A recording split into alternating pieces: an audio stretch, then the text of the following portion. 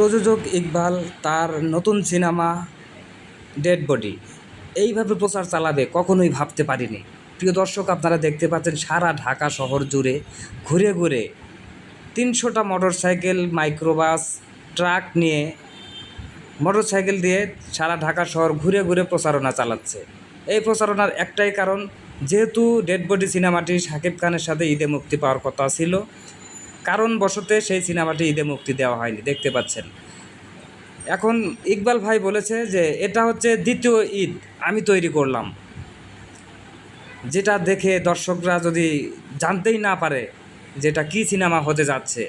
আপনারা দেখতে পাচ্ছেন এই তীব্র গরমের মধ্যে ঘুরে ঘুরে মোটরসাইকেলে দেখেন সবাই পানি খাচ্ছে, গরমে গা ঘেমে যাচ্ছে, তারা কিন্তু প্রচারণা চালাচ্ছে। এই যে সবাই তার পাশে রয়েছে এই মুহূর্তে। ইকবাল ভাইয়ের একটাই কথা যে প্রচারণা করব, প্রচারণা ছাড়া কোনো কিছুই হয় না। প্রচারণা ছাড়া মানুষ জানবে কীভাবে যে কোন সিনেমা চলছে? এখন তো বর্তমানে প্রচারে সব কিছু। প্রিয় দর্শক, এই ডেড বডি সিনেমাটি সম্পূর্ণ কিন্তু ভূতের গল্প। যারা ভূতের সিনেমা অনেক দিন ধরে দেখেন না, ভূতের হরর সিনেমাগুলো দেখতে চান, তারা অবশ্যই এই ডেড বডি সিনেমাটি দেখবেন। ডেড বডি সিনেমাতে আপনারা দেখেছেন যখন শুটিং চলেছে তখন কিন্তু চিত্রনায়ক ওমর সানি ভাইয়ের সাপের কামড় খেয়েছিল। বেশ কিছুদিন তিনি কিন্তু অসুস্থ ছিল। এটা কিন্তু বাস্তব ঘটনা। ডেড বডি সিনেমাটি এমন একটি সিনেমা যা দেখলে আপনারা অনেক খুশি হবেন। প্রিয় দর্শক, দেখেন এটাই হচ্ছে প্রচার। প্রচার কিভাবে করতে হয় এটা ইকবাল ভাই জানে। যে প্রচারটা কিভাবে করতে হয়। প্রিয় দর্শক, আপনারা দেখতে পাচ্ছেন যে মানুষের মনে কত আনন্দ, কত উত্তেজনা এই ডেড বডি সিনেমা নিয়ে। দেখেন ট্রাকে করে মানুষ ঘুরছে ফিরছে এবং প্রচারণা চালাচ্ছে। ঢাকা, মগবাজার, শান্তিনগর, পল্টন, গুলিস্তান, মালিবাগ, মৌচাক, মিরপুর, ধানমন্ডি, ঢাকার আনাচে কানাচে সব জায়গায় এই মোটরসাইকেল নিয়ে প্রচারণা চলছে। এটাই হচ্ছে প্রচারণা।